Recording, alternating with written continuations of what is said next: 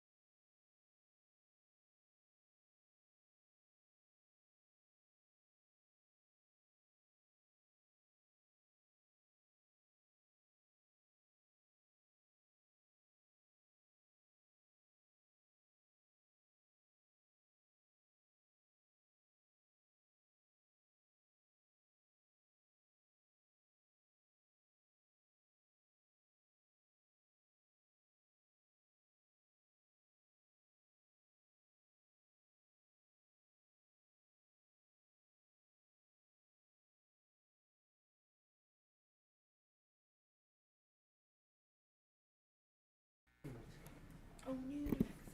We're ready. It's like, man, you're gonna come Mexican real quick.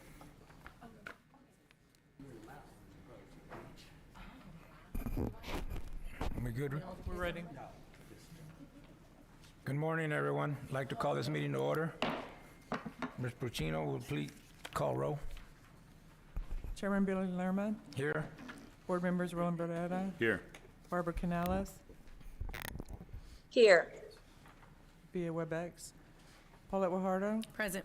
Gil Hernandez, Michael Hunter, Here. Susan Hutchinson, John Martinez, Here. Ben Molina, Present. Mike Presley, James Sedgwick, Greg Smith, Here. Peter Zanoni. Present. Present. A quorum of the board is present to conduct the meeting. Thank you, ma'am. We'll go into public comment. Is there anyone here who would like to make a public comment? Did we receive any written comments? We have not. Thank you. Moving on to item D, minutes. Approval of the August 30th, 2022 special meeting minutes. Move to approve. Second. To approve them. Got a motion and a second to approve. Any discussion? All those signify by saying aye. Aye. Aye. Aye. Opposed? Motion passes. Financial report, TIRZ 3 financial report as of July 31st, 2022. Good morning. Chairman of Board, Heather Hurlbert, Director of Finance. Let me go ahead and I pull don't this think up it's on. real fast. Oh, yeah, we can't hear you. I can't hear Oh, you. you can't? Okay. Yeah. Nope. Not sure. Can you hear me There you now? go. There we go. Okay. Yeah. We all got the memo. That's pretty good. Mayor, we all got the memo. I know, I love it. I'm so proud of y'all. Just waiting on you. Just waiting on Gil, right? Let's see if he, oh, he's, you know, I anyway. just want to know if Roland's going to sing again this year, right? Right. Was it May? Oh, okay. Was it in Cinco de May? Mayo, right? Cinco de Mayo. Oh, okay, right. Okay. Okay, let's refocus. Okay. That's okay. I'm sorry. It's a really dry topic. Looking at our financial statements for the 10 months ending July 31st, 2022. So the TIRZ began the fiscal year with a fund balance of $5.4 million. Revenues to date are $2.3 million. Expenditures to date are $1.1 million, which leaves an ending fund balance of $6.6 million. There are $5.1 million worth of commitments to date. Many of these are paid out over multiple years. And so that does leave a balance available for commitments if everything were to be paid out immediately at $1.4 million. So then just looking at how the commitments line up as compared to what our estimated income is, we have updated the income for '23 to reflect what is budgeted for '23, along with what we anticipate to pay out in incentives and our administrative administrative expenses. So even with the commitments that are currently in place, the TIRZ does maintain about a $6 to $7 million balance going out. So looking into what our specific projects are, these are our project-specific development projects. These projects are based off of a rebate of a portion of the property taxes that were produced by the infrastructure that was built or the improvement that was done. And so these are based off of what the estimated value is on these improvements. We have several vacant property improvements that are expected to be paid out in '23 and '24. Looking at our downtown living initiative, again, these are these are incentives that are paid out over multiple years, and we do anticipate some of these will be paid out in '23. And then looking at the new commercial finish out, again, these are a little bit shorter term. We have already paid out the All Good Fitness one. I think it just hasn't caught up on the financial statements yet, along with the Stonewater properties. And then the remaining, the Annex Bar and the Hype Bike have been pushed. Their deadlines have been pushed a little bit just to do supply chain and time for construction. And so we anticipate those to be paid out in '23. Streetscape and Safety Improvement, one of our more popular programs. We have a whole lineup of ones that will be paid out in '23 that we anticipate will hit those timelines. So that does conclude my presentation. I am available for any questions. Thank you. Is there any questions, board? Okay, there's no action required. Thank you so much. Thank you. We'll go to item F, executive session items. We will be going into executive session pursuant to Texas Government Code 551.071 and Texas Disciplinary Rules of Professional Conduct Rules 1.05 to consult with attorneys concerning legal issues regarding possible economic development agreements involving Neptune Fitness LLC. And we are in executive session.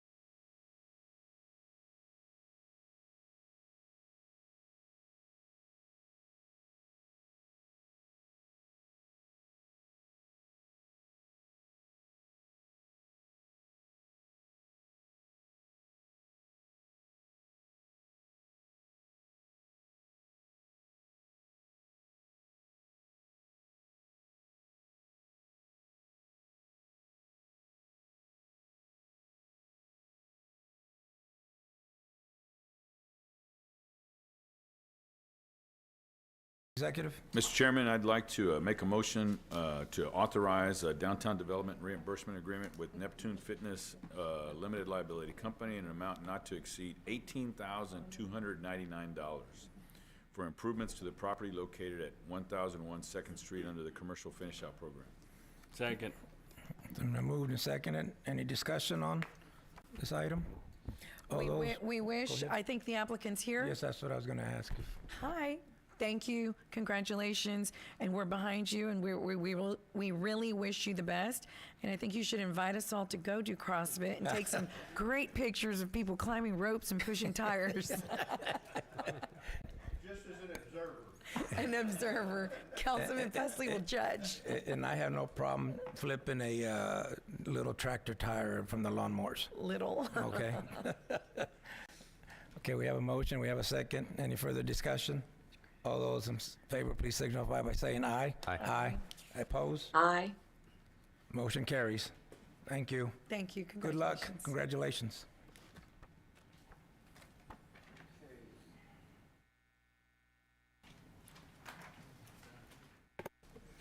Moving on to the agenda items.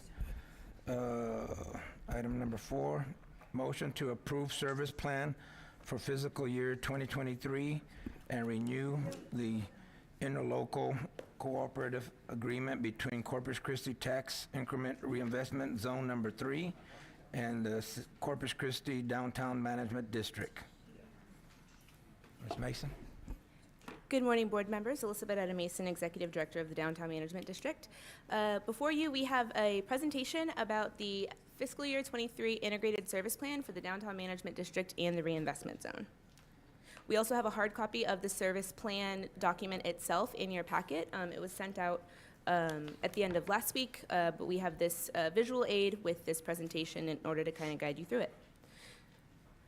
So really quickly, just to kind of set the scene, one of the reasons that we really focus on downtown as an economic development strategy is really well encapsulated in this quote from a well-known urbanist named Jeff Speck about why downtowns are important to your community. To sum it up, it says that downtown is the face of your city and it belongs to the entire community. Investing in your downtown is the only way to benefit all of your citizens at once. And people remember your city, and what they remember in their head is a picture of your downtown. So that's why it's important for us to move downtown forward and continue to elevate it in order to complement all of the other economic activity going on in our community. So I'll give you a quick refresh on the Downtown Management District, do some highlights for fiscal year 22. This is not our full end-of-year impact report, but again, just a few items that we'd like to celebrate that our team accomplished from the year, and then go through our proposed budget and service plan for FY23. The vision of the Downtown Management District is to create the most vibrant downtown on the Gulf of Mexico by instituting a clean and safe environment, creating a welcoming, well-designed waterfront, developing a robust, sustainable neighborhood, promoting remarkable, prismatic cultural experiences, and growing our team and capacity to accomplish the vision. Those 5 statements make up the mission elements of our organization that really guide how our activity is structured. So the first is our district operations. We then have placemaking, economic development, promotions, marketing and events, and then organizational management. The management district is primarily in the Marina Arts area. That's where the property owners pay that tax rate higher than the rest of the city. We then have the service agreement with this board for the reinvestment zone to provide enhanced revitalization services to a larger area. And then in our heads, we kind of have identified a couple of communities that we hold and really want to kind of aim to get in a comparative set with these communities. So places like Charleston, Savannah, Tampa, St. Petersburg, and New Orleans are coastal communities well known for their culture and vibrancy. So as we continue to develop downtown Corpus Christi, these are model communities that we kind of look at for inspiration. Our team, just the values of our organization, we kind of update these annually in order to reflect what you can expect from the Downtown Management District and everyone on our team. For this fiscal year, our number 1 is dependable. We want to make sure that you know that you can count on our organization. There's a lot of certainty that really helps in the economic development sphere, removing that uncertainty, being there to support small businesses. That's really important to us, as well as being optimistic about the revitalization of downtown. We love coming up with new solutions, so creativity is really important. We're very passionate. I don't think anybody on our team would consider this a 9-to-5 job, more of a vocation. collaborative, so it's really important for us to work with partners, small business owners, other agencies in the community, and then inclusive. And there will be a few items in this service plan that reflect that inclusivity, thinking about different populations and trying to make downtown a place for everybody. So some highlights from fiscal year 22. We started with relocating the clean team. Previously, the clean team was hidden in an upper floor of Furman Plaza, and they're also on the 4th floor of the parking garage on Furman Plaza. We were able to relocate the clean team into the old Bank of America motorcade at Lower Broadway and Schatzel. This was a problem property. We had problems with homeless individuals camping there, setting fires, just a lot of blight, a lot of police responses to the space. So we were able to relocate the clean team to that motorcade and close the pass-through to make a storage facility.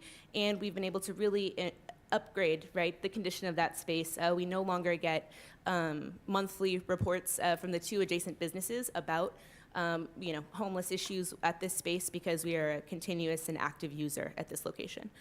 We also produced 5 large-scale murals through the Mural Fest 2022. We were really excited about that project because we also got support from the Texas Commission on the Arts. This is going to be one of the first times the DMD applied for and received support from the Texas Commission on the Arts. We also were able to get support from Union Pacific, so that was another really interesting project. Valero was the title sponsor for that mural festival. We developed the concept for Water Street Reimagined. We worked with the city, which we'll elaborate on later in this presentation. We worked with the city to make some really needed repairs to Mesquite Street. So we identified, and the city removed 17 lights that were facing the wrong direction on Mesquite Street, contributing to people driving the wrong way down that street regularly. And further, the Traffic and Signals Department is going to deploy 30 signs on that street to indicate to people that they're going the wrong way. It's little things like that that make a large difference on someone's experience downtown, and so we were really excited to finally get that resolved. We completed the parking garage feasibility study, which we will share with you all later in this meeting. We've supported over 14 development and improvement projects. We championed the establishment of the parklet policy in partnership with the city. We expanded the TIRZ programs to cover more types of businesses, so changing that new commercial tenant finish-out program to just the commercial finish-out program enables us to support more businesses in the downtown area. By facilitating our holiday programming, we've increased traffic to downtown by 10% since when we started that programming. And another item about that is that November and December used to be the lowest months for downtown hotels for activity, and that is no longer the case. November and December are now very strong performers. So by being able to put these activations in the parks and decorating the downtown area, we've increased people coming to downtown during this time. We earned the Economic Developer Certification, Emerging Leader Fellowship, and then started 2 new team members on the Economic Development Finance Professional Certification and the Master Gardener Certification, which enables us to maintain all of that beautiful landscaping, I think, that we all get compliments on regularly. And then additionally, we initiated a Value of Downtown study through the International Downtown Association. This is going to give us a really good view of the economic power of the downtown area, and so we'll have that report completed by the end of the year. For FY23, we have a table here as well as 2 pie charts to show you the different uses and sources of funding for the Downtown Management District. We really are a true public-private partnership. In addition to having the property owner levy, I'm going to jump to the well, we can go over the expenses first. So, we have our 5 mission element areas. We've allocated those expenses, including staffing costs, to each of those areas, and then shown you in the pie chart on the right what that kind of looks like. You can see the majority of our operation is based upon cleaning, making downtown clean, safe, and beautiful. It's really important that anything else we do starts on that basis with a clean, safe, and beautiful downtown that makes people want to come and experience it. And then we have placemaking, economic development, promotions, and organizational management. In our revenue, we have the property owner levy, the city general fund match, the reinvestment zone service agreement, advisory council revenue, so that's money that we privately raise from companies in the community, as well as sponsorship and other membership revenue. So it is with all those sources together that we're able to accomplish revitalization, keep everyone bought in and engaged in some way, and really maximize and leverage those resources. So then moving into the service plan itself, if you are looking at your packet, we are going to be starting on page 2, if anybody is really interested in referring to that. So I just want to orient you to the slide really quickly. We have the mission element area, the mission element statement, how it aligns with the city's downtown area development plan that was adopted in 2018. And then on the right, we have some high-level statistics and then our strategies for fiscal year 23. Now, I'll give everyone a second. Now, in the Word document, we expand on those strategies and we go into our objectives. And so I'm not going to read through all of the objectives, but I do want to highlight on some new ones that we've added to our focus for this upcoming fiscal year. So in improved cleanliness and perceptions of cleanliness, one of the objectives that we've added for this year is developing a plan for expanding trash cans throughout the district. That's something I think we've heard from multiple council members and board members. So we have that identified, and we're working on deploying that plan throughout the Marina Arts District and on the seawall. In elevating the standard of care for landscaping and right-of-way fixtures, we've added, of course, we'll do planter change-outs. We've added working with the Native Plant Society.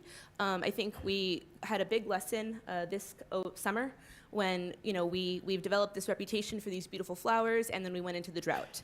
It put us kind of in a difficult position, and so we want to make sure that we're selecting plants that are hardy for this environment and can thrive in an environment kind of regardless of the water situation, right, and water supply. So that's something that we've added to our strategy. Additionally, I think we're going to work on assuming some of the curb painting responsibility in the Marina Arts District. So that's something that we'll be doing this upcoming year. Creating a consistent, safe sense of security for all downtown users. We are going to be looking to expand into some safety ambassadors. We have some existing funding that can be kind of adjusted to be able to provide an extra level of support during the day. I know we have PD. Sometimes the calls that we receive don't really warrant a PD response. They're a little bit lower level, right, of an intervention that's required. And so we want to be able to add this additional support so that we don't strain the resources and, don't kind of cry wolf for lower priority issues. We think that will be a wonderful value add for our organization. In working with the homeless, we are going to conduct an outreach assessment with our Clean Team contractor block by block. They do this across the country, go in and assess communities, assess the homeless situation, and then come up with a work plan for that community. So that's something that we're going to deploy this upcoming year. And then additionally, on working about lighting throughout the downtown to increase safety at night. Our Mayor Paulette Guajardo's Illuminando project has been wildly successful. We were actually recognized in one of the International Downtown Association's best practice guides on how to elevate safety and security in a downtown. We're going to look to expand that to add some lighting to various buildings throughout the district. So that will be a priority for this upcoming year.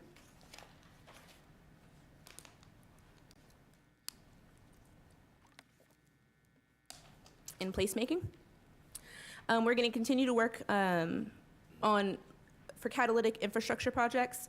Some projects that we really are working on championing are, of course, Water Street Reimagined, shoreline pedestrian connections. We're super excited about the Twig Street crosswalk. There are some additional crosswalks that warrant a little bit of consideration, so that's something we kind of have in the work plan. The upper lower Broadway Bluff, we see that it's made it on Bond's 2022 list, so we're really excited to be able to work on that project, as well as the Agnes Laredo Gateway. And we also have in our plan supporting the city on the Marina Master Plan. So any help that we can provide to that project, we are very willing and eager to assist with that. Moving on into streetscapes, we are going to propose adding roofs to the qualified costs. We found that this is something that Victoria does. And one of the challenges that we're starting to have with some of these vacant buildings is that water infiltration. If they don't have a secure roof, it's really starting to impact the condition of the building, and it's really starting to impact the facades. So we're going to see if we can get a couple more communities that have that additional category like Victoria, and then come to this board with that recommendation so that we can work on shoring up those facilities. Sure, some of you recall whenever the building collapsed on Schatzel, based upon its lack of drainage, so we don't want to run into a situation like that again. Additionally, we're working on some seasonal small business wayfinding. So this is something that we saw in other communities, just some nice A-frames kind of telling you what businesses are on the street. That's a program we worked on developing this year and will continue to facilitate moving into the next fiscal year.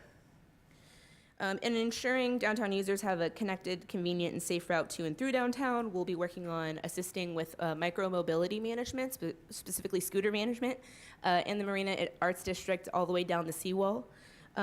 Moving into parking, we'll have further conversation on that, but parking meter updates, looking at getting access to some of those underutilized blighted lots, and then working in partnership with the city on building that into a really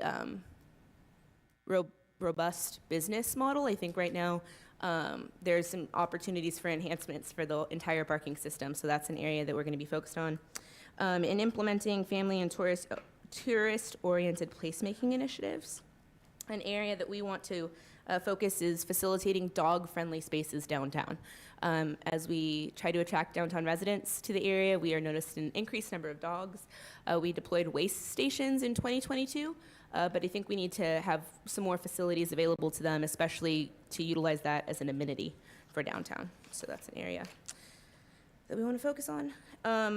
We also have some ideas for activating in partnership with Visit Corpus Christi, the Art Center, and the city, some areas around the seawall, maybe some temporary activations in the marina we think would be really fun for the next tourist season, and then expanding our art program. And then just for context, we did provide some extra supporting documentation for some of those infrastructure projects, so Water Street Reimagined. We have some new renderings to really kind of deliver the vision on what it is that we are going to build on Water Street and what it is that we are going to create. So on the left, the left image on your slide is the before. This is the current situation on Water Street. You can see why it's so unattractive and unfriendly to tourists and residents. And then on the right, we have that fully built out. So you can see it's kind of a custom treescape. Additionally, we anticipated when the hotel is going to be built on that vacant lot, right? So what that would look like whenever that project is completed. So it really looks like a world-class downtown. We're really excited to be able to deliver that. And then here's another image of Water Street Reimagined, looking at the southern portion. So this is at the intersection of Water Street and Bourne, facing the Frostbank and Oasis Brewing businesses. So you can see what that looks like, increased lighting at night, and just some additional shade tree elements and landscaping beautification.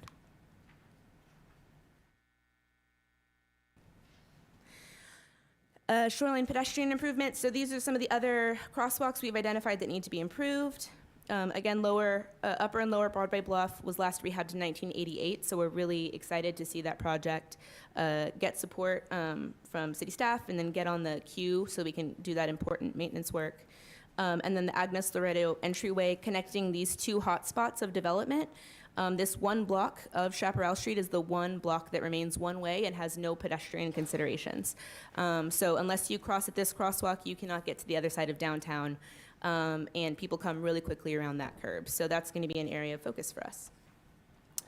On our economic development strategies, we'll continue to focus on residential development, developing a robust food and beverage ecosystem, continuing to focus on developing retail, especially targeting brands with strong online followings. We have refined this statement about vacant buildings, talking about adaptive reuse. We have allocated some funding for a program that we are going to propose later in the fiscal year, and we are also focusing on 3 buildings specifically that we would consider on like the most endangered list. Those being the Ritz Theater, Councilman Smith mentioned earlier, ward building, right? We know we have a project in the queue for that. It's ready to go. The building permits are ready to be pulled, but construction hasn't started. So that's a big focus for us this upcoming fiscal year. And then 222 North Chaparral. One of the things that we found is there may be some additional structural repairs, some facade improvements that might need to be made to this building. And again, once these historic buildings go beyond a certain point, it becomes, very difficult to rehabilitate them. And part of what downtown's appeal is that it has the city's history in that way. And so those are some business buildings that we're going to be focusing on redeveloping with the support of this board. And then, of course, on our last economic development strategy is really working on kind of tech-led, entrepreneurial, innovative economic development, utilizing that as a strategy to fill our 1.3 million square feet of vacant office space in the reinvestment zone. It really is going to take kind of this whole other initiative and push. I know Councilman Hunter has been really focusing on that as well as Mayor. And so we've identified a couple of economic development strategies that would be really innovative and help draw attention to Corpus Christi in partnership with the city's economic development department in order to attract a lot of that new investment and leverage all of this, vacant waterfront office space with some new users. So we're really excited about that. Here is a map of some of the projects that we facilitated. So there's been about $86 million worth of projects constructed in the reinvestment zone since 2016. We have about $60 million in the development pipeline, right?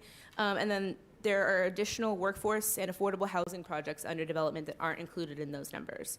So it's really an unprecedented time when we talk about development downtown.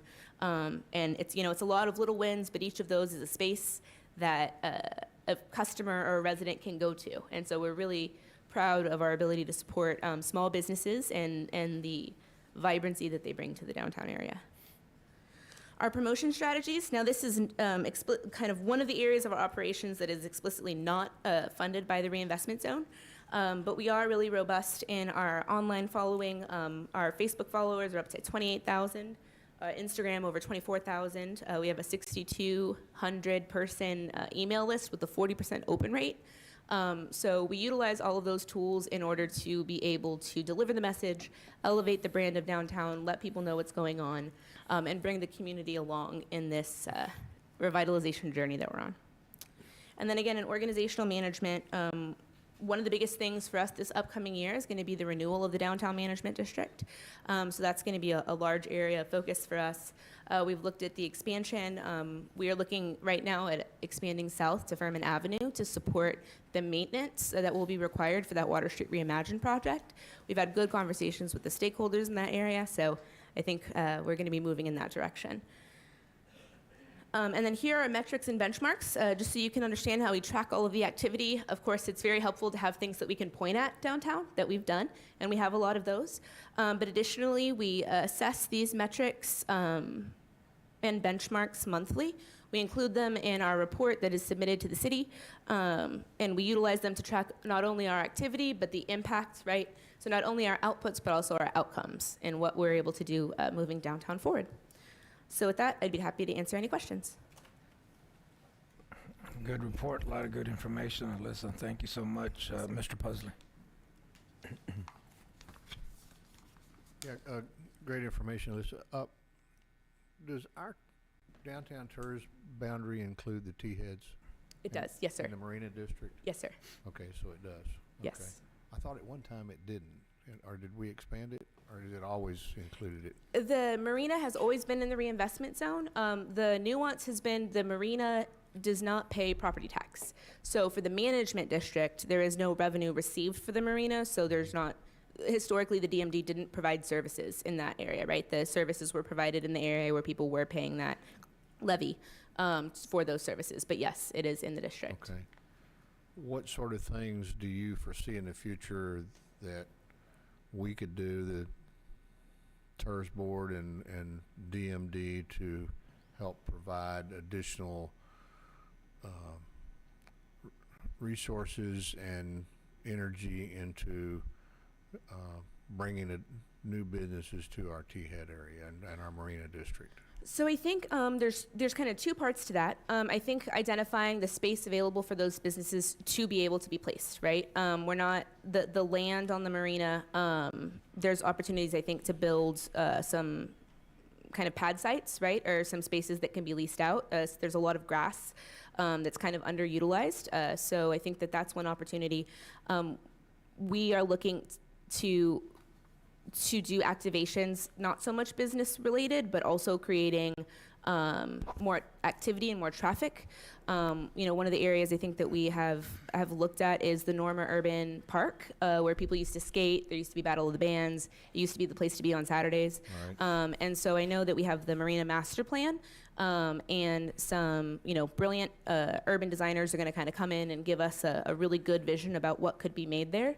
I think in the meantime, we would like to just look at some kind of low-scale activations to reestablish excitement about the marina and especially the land spaces. And then I think just identifying specifically where businesses could go. So what spaces are currently underutilized that can either accommodate, barges, right, ships to kind of dock and kind of get on there, or what can be built on our current land masses would be the most kind of just practical 1, 2, 3 things we would recommend. So when that master plan is done, those will be our recommendations. Yeah, I just, as the council knows and Peter knows, I've sort of been championing this issue for a long period of time now, and I just think it's a opportunity that we're missing here. And we need to, I know we've looked at a lot of things. I think we need more focus to try to bring some things forward and help that area. So thank you very much. I appreciate your answers. Yes, sir. I totally agree. Mr. Pusley, you and I have discussed this for a long time. There's just something missing there in the T-Heads area, and we're talking about prime property that can be used in multiple ways. Fiestas, all kinds of festivals. I mean, we just need to get something going in that area. It's time to stop kicking the can down the road and let's get involved.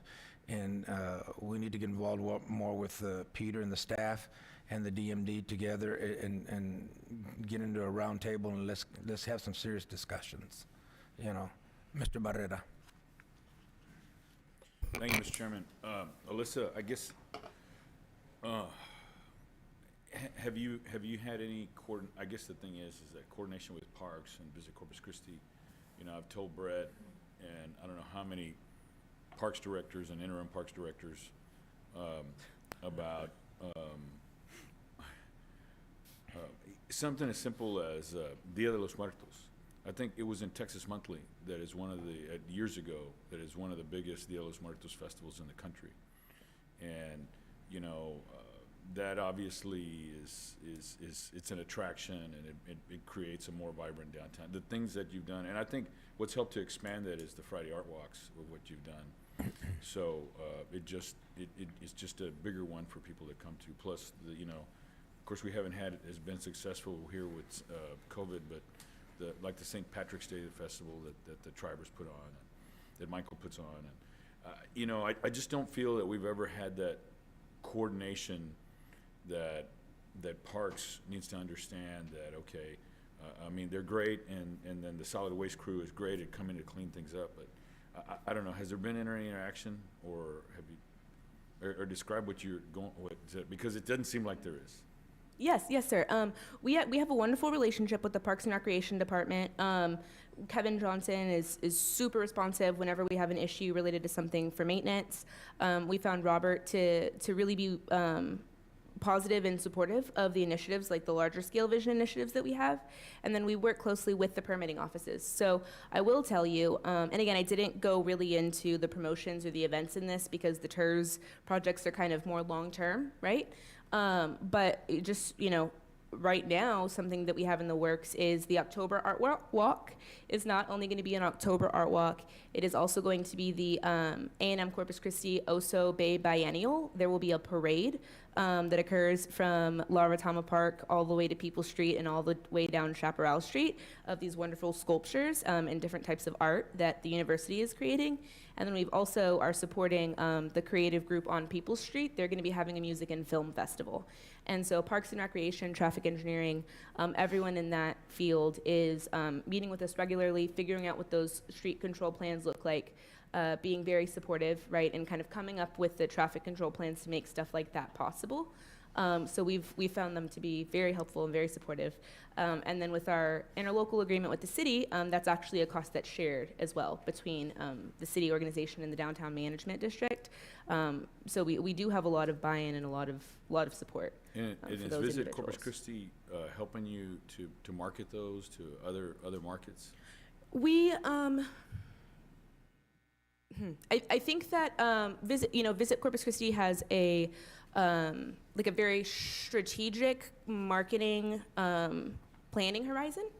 And so I think that once these events have occurred for a year or two, we're able to, number one, market it to a visitor, right? So we don't want to go call someone down here if this isn't a proven out concept, if this is just kind of a bright idea that we don't know about. But we found them to also be very proactive. You know, the holiday series, I think we're gearing up for a very strong campaign to market our holiday event series, and this is our 4th year doing something like that. So I think, once we kind of have something that we think is worth promoting outside the city, we partner with Visit, and they're supportive of things like that. Well, it's just like I said, the Dia de los Muertos is huge. Right. I mean, I remember one year, it's been several, that I was in front of a stage and I took a picture of the audience, and I don't know how many tons of hits I got at just hashtag Dia de los Muertos. And, I think those are attractions that people will come visit, and then once again, it makes it conducive to business owners because it generates more traffic, that they know that, hey, this is a period in time where, I know we're not Mardi Gras, but when I talk about when Zach lived there in New Orleans, I mean, they would just tell people from downtown, don't bother coming to work because you can't get in. Right, yeah, they shut down for the week. Yeah, exactly. So they just shut down, and so I think, and obviously that's a worldwide event somewhat, where people from all over the world come, and I think if we're communicating that to Visit Corpus Christi, I think it puts another arrow in their quiver. But keep up the good work. I just hopefully our opinions can complement what you're doing. Yes, sir, absolutely. And I'm sure we'll close the loop with Visit. I have a feeling they might even be watching this meeting and are already on it. But we'll make sure that there's promotions related to DIA. Good comments. Mr. Barrera, thank you so much for those comments. And Alyssa, what I can say basically is you're probably looking at the board that backs the DMD pretty well downtown. I mean, this board is really in its own way wanting to help market the downtown area, and that includes all of the downtown area. Even the expansion areas. It's very important, and we just need to put everything together. All the departments, we need to communicate with everybody so we can all move on the same, or get on the same ship and move forward with it. There's a lot of good positive things that this board comes up with and brings to your attention, just as you do, and the DMD comes up and presents here. And everything's positive. Yes, sir. And that's a good sign. That's the best thing that I've seen in a long, long time. So just keep doing what you're doing, and we'll get there. I really believe that. Are there any other questions, board? Man, you've been real quiet down in that corner over there. That's scary. Yeah. Saving their energy. Okay. So I entertain a motion to approve. So moved. Good move. Second. Any further discussion, board? All those in favor, please signify by saying aye. Aye. Those opposed? Aye. Any opposed? Motion carries. Thank you. Okay, moving on to H, presentation items. 2022 parking garage feasibility study update. Melissa, you're on again. Okay, and they'll be pulling up the presentation.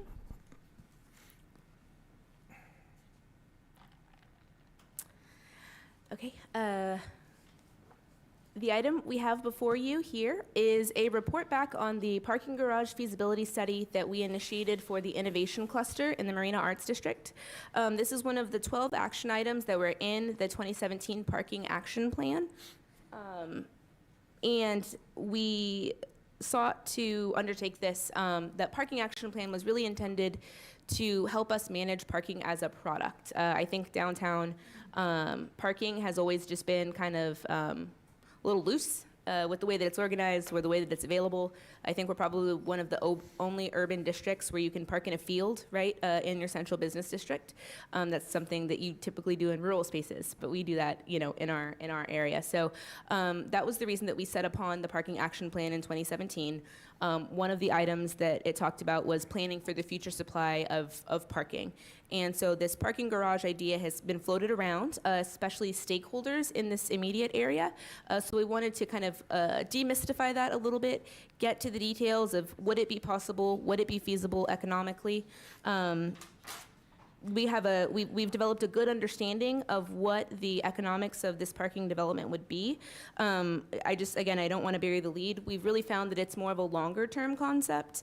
It's going to take some more research, and we really need to get the rest of our parking system house in order to endeavor to go about building a garage like this. And so, you know, we wanted to report back. We didn't want to drop this item, but the end of the recommendation is not going to be moving forward, you know, tomorrow with trying to build the $17.5 million parking garage, right? That's what we found the cost to be. So we're going to walk you through the mechanics about all that, and so that this board can be fully prepared, and then we'll talk about what our next steps are related to the parking organization and structure. So the focus here was to determine if a parking garage was needed within the innovation cluster boundary. One of the important things that we learned through the parking action plan was that a walking shed for an individual is about 400 feet. So a person will come to a downtown area, they'll park, and then they need to be able to be within 400 feet of what their original destination is. So when we're looking at organizing parking in the downtown, we're looking at this innovation cluster as a really strong focus area of activity. This isn't intended to, you know, serve the users that are generated over by bus or by, you know, things towards the northern part of the Marina Arts District, but focusing on organizing this area specifically. We also wanted to understand what site would a garage be placed on, what could be feasible for that. What would the revenue, expenses, and capital expenditures look like? And then what would be some methods of financing and operation for that?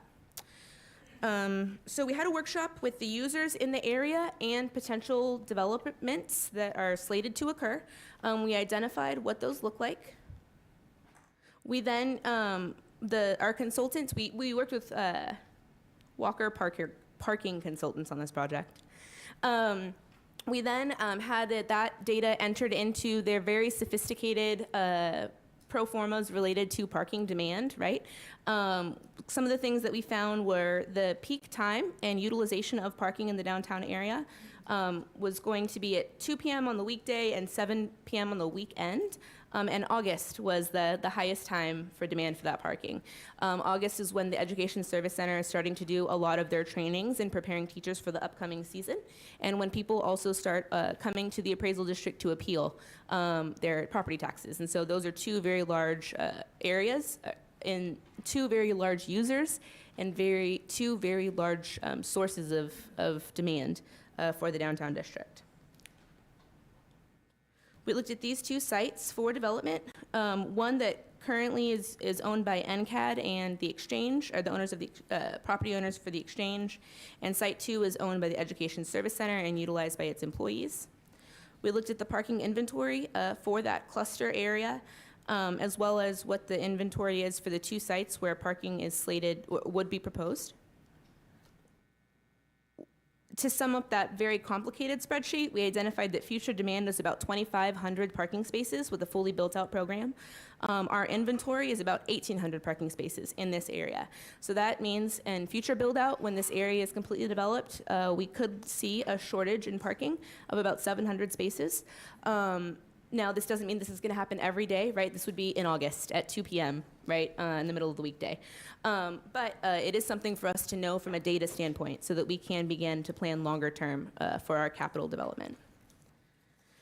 So going into the two sites that we studied, the one on the intersection of Mesquite and John Sartain, and one on the intersection of John Sartain and Chaparral.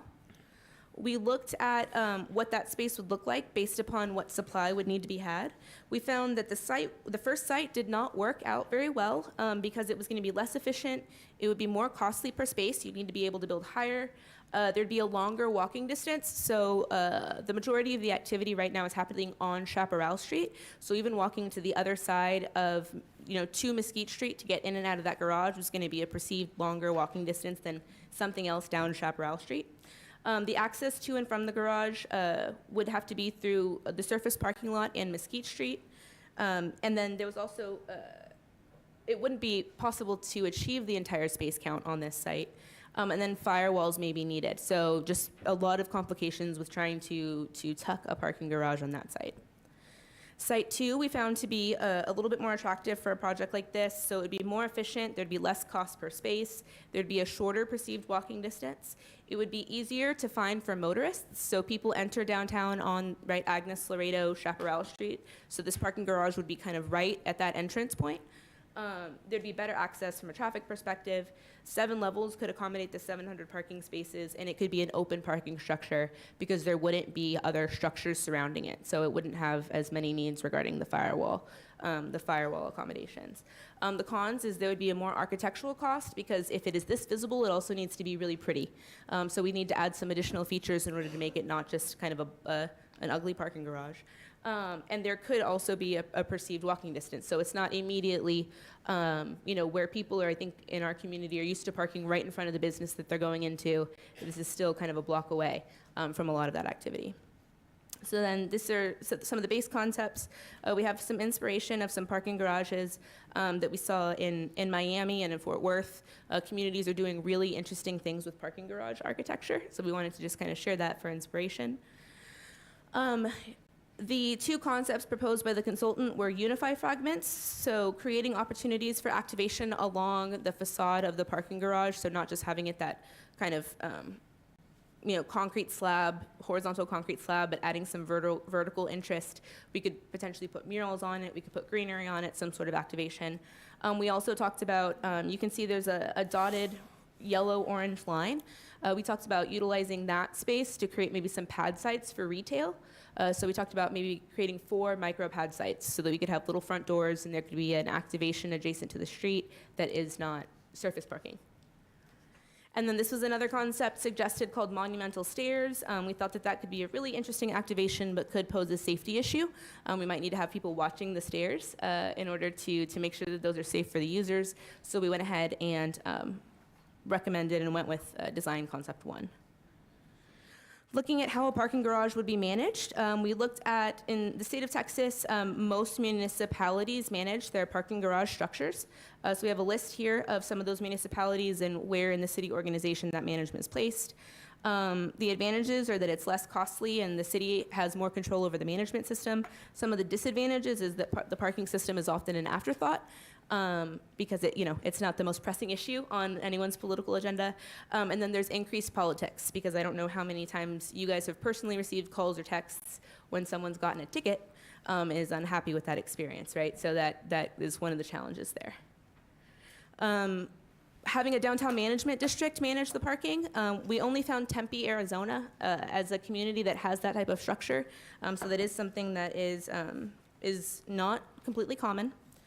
And then having a third party manage it. So with a management agreement where the contractor collects all the revenue, pays all the expenses, and remits the remainder to the city. Kansas City, Atlanta, San Diego, and Phoenix have a structure like that. A lease agreement where they just lease the entire space and manage it. Philadelphia has a structure like that. And then a public-private partnership where the city sells the parking system to an investor. Chicago and Annapolis are 2 communities that have a structure along those lines.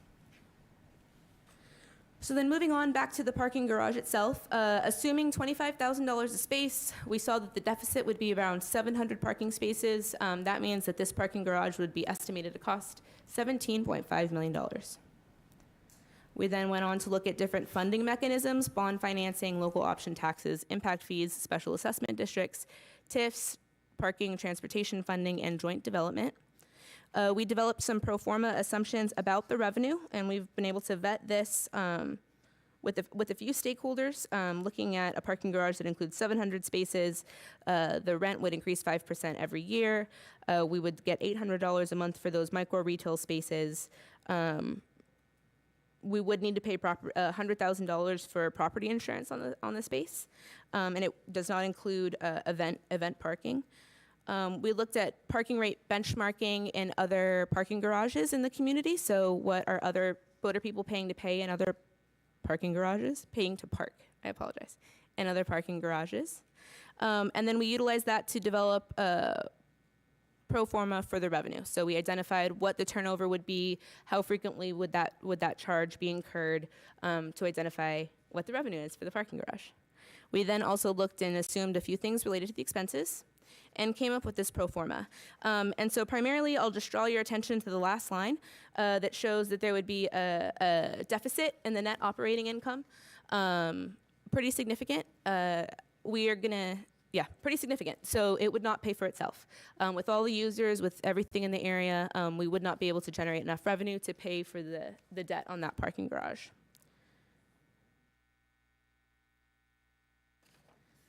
So I'm not sure what's happening to the PowerPoint presentation, but in your packet, there is a conclusion slide that has the findings. The annual deficit challenges the feasibility of moving forward with this garage at this time.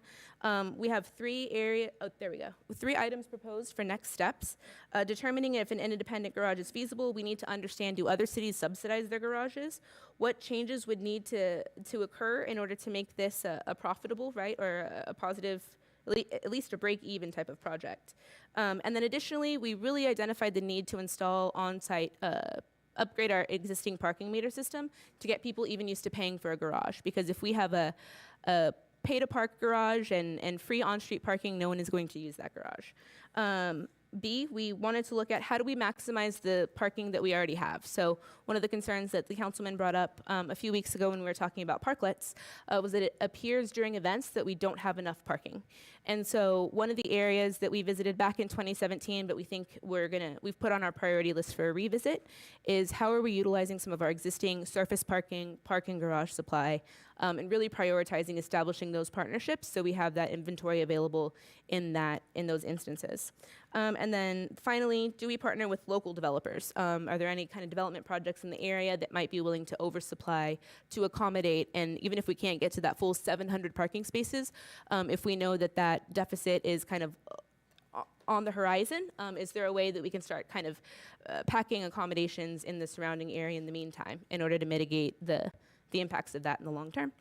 And with that, I'd be happy to answer any questions. Thank you, Alyssa. Good report. Mr. Barrera? Thank you, Mr. Chairman. Alyssa, have we looked at what the revenue, and I may have missed it, the revenue that we received from all our parking downtown already?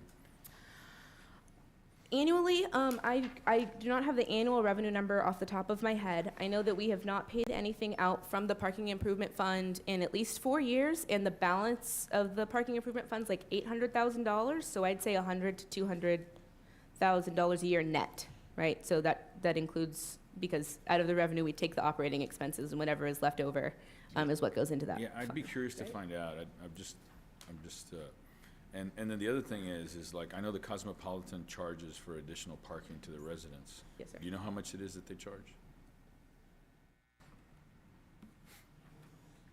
Okay, yeah. I believe it's $35 a month, but we can confirm that. Yeah, yeah, and then you might want to also ask, just out of curiosity, I'll bring up Zach again.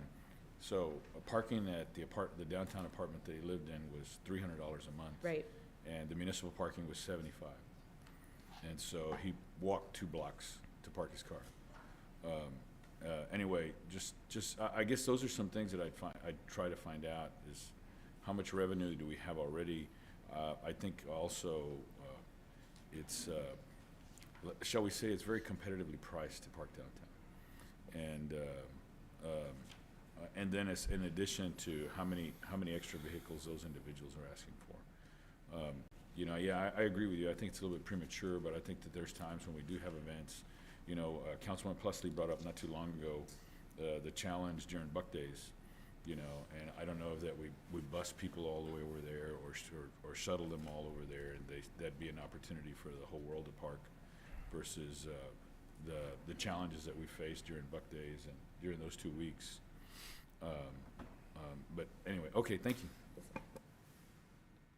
Mr. Hernandez.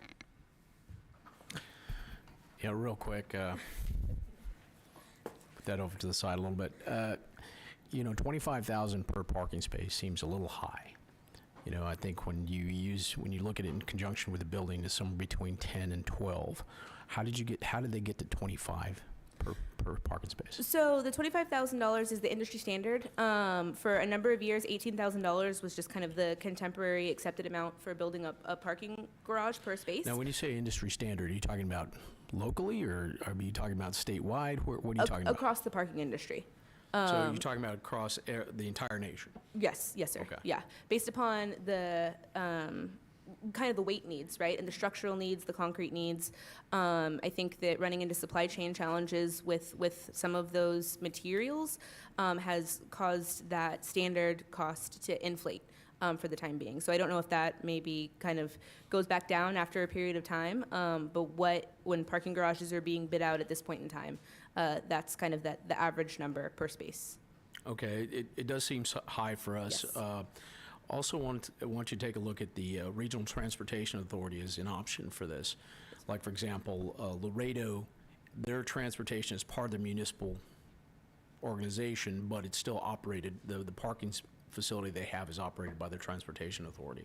So it is part of their purview to do that. So it may not just be a city-run operation, it could also be done. And I believe other transportation authorities do manage parking facilities. So I would look at them as an option as well. Yes, sir. Okay, thank you. Mr. Smith? Thank you. Thank you, Alyssa, for the presentation on there. That I guess I had a opposite concern from Councilman Hernandez. I thought 25,000 was a little bit low considering the issues we have, our lack of pre-stress facilities with Hilden Fells closing down on there, and the big increases in all the materials with it. And, you know, 25,000 was the benchmark several years ago when we looked at North Beach at the, we had some discussion on that.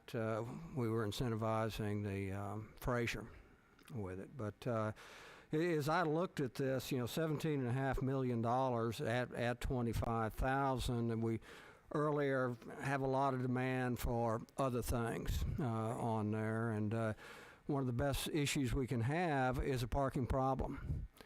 But if we do our resources such that we don't have the resources to bring the people downtown, let's Water Street, for an example, or as Councilman Pusley mentioned, the marina, that's going to create need for parking. And we have, you know, so many dollars. So if we're allocating $17.5 million plus, and particularly if the city does it, it's going to be north of that with it.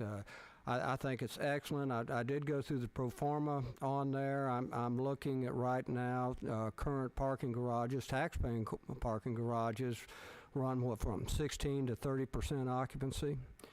And you pro forma this at basically 100% occupancy on there with still a $1.1 million operating deficit.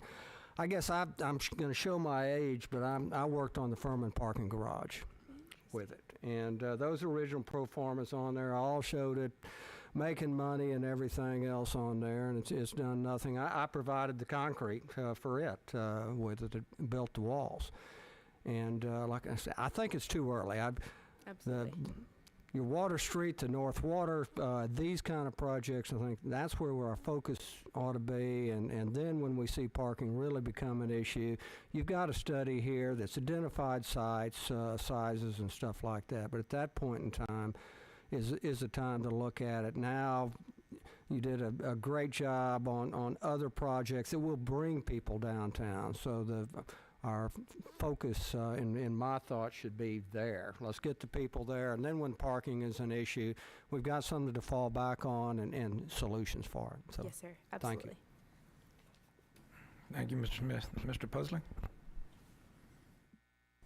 Yeah, Alyssa, refresh my memory. We had, and we do have the numbers. Y'all presented the numbers to us, may have been a year or so ago, about what the revenue is for our downtown parking. So I know we have that somewhere. It probably yes. needs to be updated. Seems to me we had some discussions about the project the university is bringing to downtown and about the parking requirements they were going to need. Have we discussed that with? Yes, sir. So, a couple things on that. That was one of the reasons, right, that we kind of initiated this study to understand, were we charging hard towards like a big problem. Right. What we kind of found through the process is a lot of the activity that the university is going to be bringing down. They're not going to be bringing down like kind of the undergraduate student classes. They're going to be bringing down research centers, and so each individual research center is going to have highly paid researchers that maybe 5 to 7 individuals that will be kind of added from a demand standpoint. And so I think currently in that area, as the programs come down and they get added, it's not going to be an overnight thing for all of those programs to be kind of set up and put into operation. And I think that there's sufficient surface parking, especially with the surface parking lot kind of across the street from the university.